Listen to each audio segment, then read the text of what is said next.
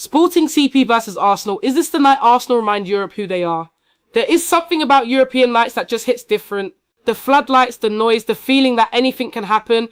And on Tuesday, April 7th, 2026, one of the most exciting Champions League quarter-final first legs of the season takes place at the Estadio José Alvalade in Lisbon, Portugal. Sporting CP versus Arsenal, 7 p.m. GMT. Kickoff time for US fans is 3 p.m. ET, and you can catch it live on Paramount+. But before we even get into the tactics, the team news or the predictions, let us talk about where both of these clubs are right now emotionally, because that is honestly the most fascinating part of this whole tie. Arsenal are hurting, but are they dangerous because of it? Let us be honest with each other for a second. Arsenal came into this season looking like they could genuinely win 4 trophies. That is not an exaggeration. There was a real moment where fans were daring to dream about the Carabao Cup, the FA Cup, the Premier League and the Champions League all at once. A proper quadruple. That dream is now gone. In the space of just 2 games, Arsenal lost the Carabao Cup final to Manchester City and then got knocked out of the FA Cup by Southampton, a championship side. Read that again. A championship side. That is not just disappointing. That stings. That is the kind of result that shakes a club. So now Arsenal are left with 2 targets, the Premier League and the Champions League. And here is the question every Arsenal fan should be thinking about right now.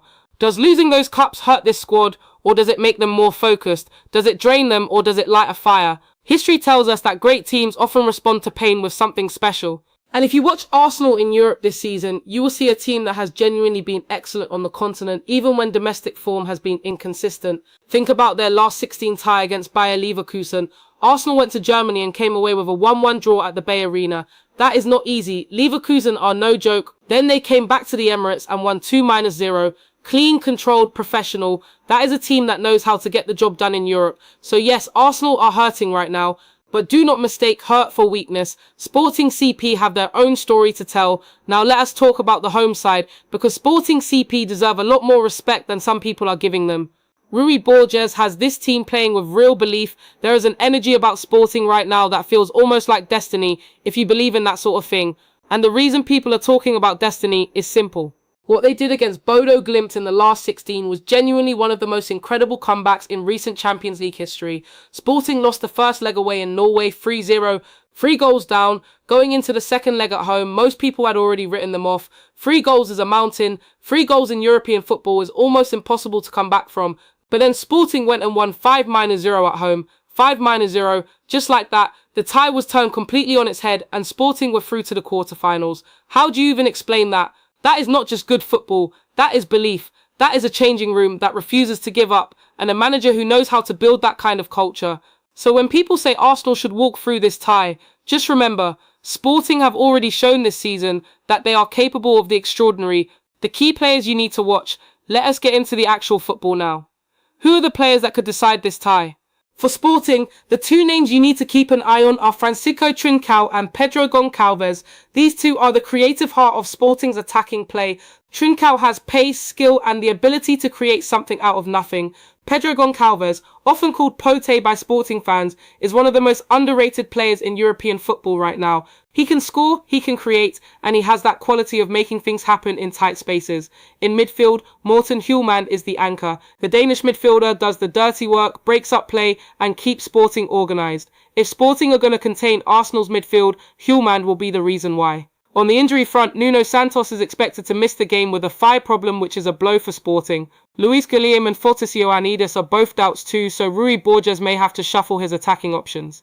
Now for Arsenal, where do you even start? Let us talk about Victor Gyokeres first, because he is the elephant in the room. Actually, calling him an elephant feels wrong. He is more like a wrecking ball. Gyokeres was absolutely sensational for Sporting before his move, and now he is coming back to face them. How motivated do you think he is going to be? This is personal. This is a player returning to the club that helped make him who he is, and he will want to show them exactly what they let go. If Gyokeres scores on Tuesday night, the atmosphere inside the Alvalade is going to be very interesting indeed. Then there is Bukayo Saka.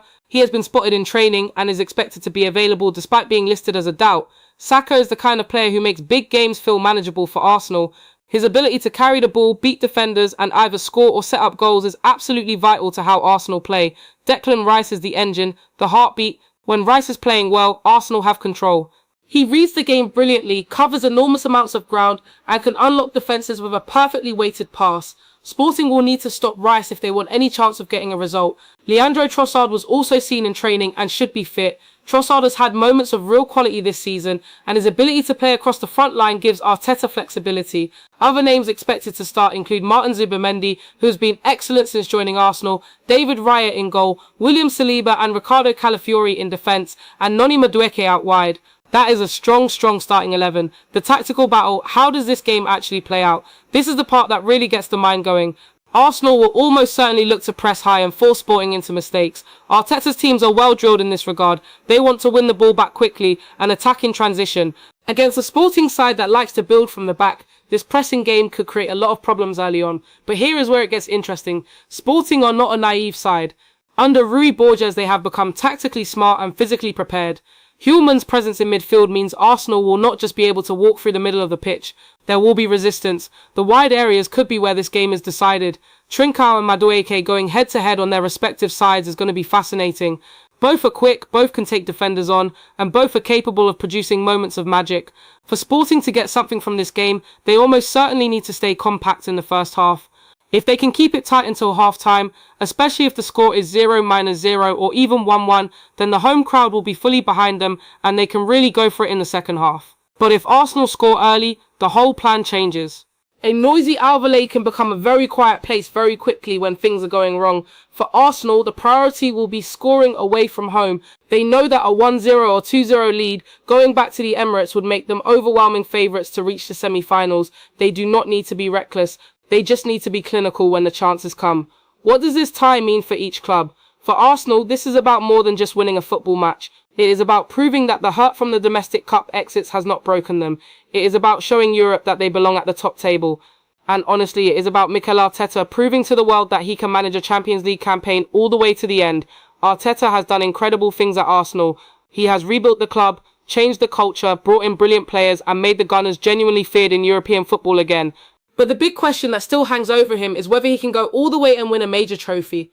Every time Arsenal come close, something happens. Can this be the year it finally clicks? For Sporting, this is about legacy. Portuguese clubs do not reach the Champions League quarterfinals every season. This is a huge moment for the club and for Portuguese football. Rui Borges has a chance to write his name into history here. A result against Arsenal, one of the biggest clubs in England and one of the favourites for the competition, would be enormous for Sporting's reputation across Europe.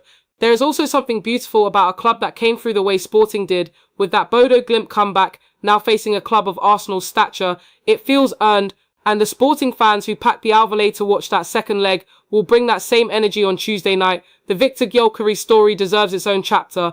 Okay, we already mentioned Gyokeres earlier, but we need to give this more space because it is genuinely one of the most compelling storylines in football right now. Gyokeres joined Sporting a few years back and became one of the most feared strikers in European football during his time there. The numbers he put up were insane. Goals, assists, big performances in important games. Sporting fans adored him. He was the main man. Then he left, made his big move, and now he is coming back to face the club that gave him so much of his profile, wearing different colours in a Champions League quarter-final. Think about that for a moment. How do the Sporting fans receive him? With warmth for what he gave them, with boos because he left. Probably a mix of both, honestly. Football supporters are complicated like that. They love you until you go somewhere else and then things get complicated very quickly. And how does Gyokeres approach this game? He will say in every interview that it is just another match, that he has moved on, that he is fully focused on Arsenal. But deep down, every footballer wants to score against their former club. Every single one. It is human nature. If Gyokeres scores on Tuesday, watch the celebration, or rather watch for the lack of celebration. That moment will tell you everything. The atmosphere factor. One thing that does not always get enough credit in football analysis is the role of the crowd. And the Estadio Jose Alvalade, when it is rocking, is a genuinely hostile place for visiting sides. Sporting have an incredibly passionate fan base. They sing, they create noise, they get behind their team from minute one. And after that Bodo Glimt comeback, after experiencing something so incredible together, these fans have an extra layer of belief. They have seen the impossible happen. They know their voices can make a difference. Arsenal have experience in tough away grounds across Europe. The club has been to some of the most intimidating stadiums on the continent over the years. But experience does not mean you are immune to atmosphere. If Sporting get an early goal and the Alvalade erupts, Arsenal will need to stay calm and composed. This is where players like Declan Rice, Bukayo Saka and Martin Zubimendi become so important.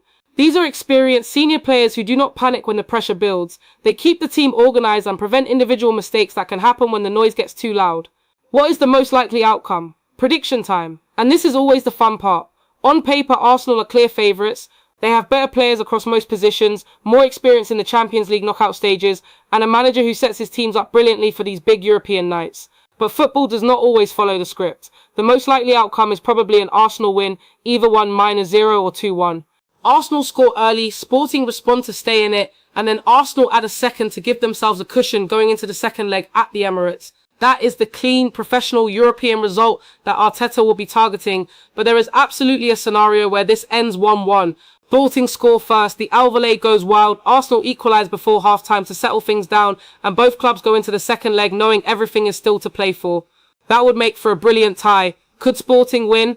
Yes. It would be an upset, but it would not be the biggest upset of this season. They have already proven against Bodo Glimt that they can do the unexpected when the atmosphere is right and the belief is there. The one result that feels very unlikely is a heavy Arsenal win. Sporting are too well organised and too confident for that to happen at home.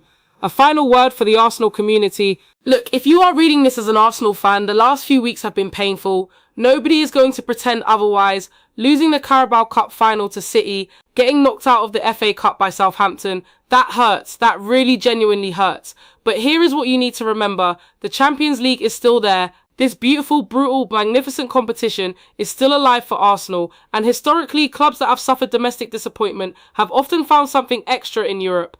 The pain sharpens the focus, the hurt turns into hunger. Arsenal have the squad for this, they have the manager for this, they have the players who know what big European nights feel like and know how to perform on them. Tuesday night in Lisbon is not the end of anything, it is the beginning of the next chapter. And if Gyokeres scores and does a quiet celebration, just know that deep down, even the Sporting fans will respect it. Final question to leave you with. After everything, after the cup exits, after the hurt, after the long season, here is the question that matters most heading into Tuesday night. Do you believe this Arsenal squad has what it takes to go all the way and win the Champions League this season? Leave your thoughts below. The conversation starts now. Come on, Arsenal.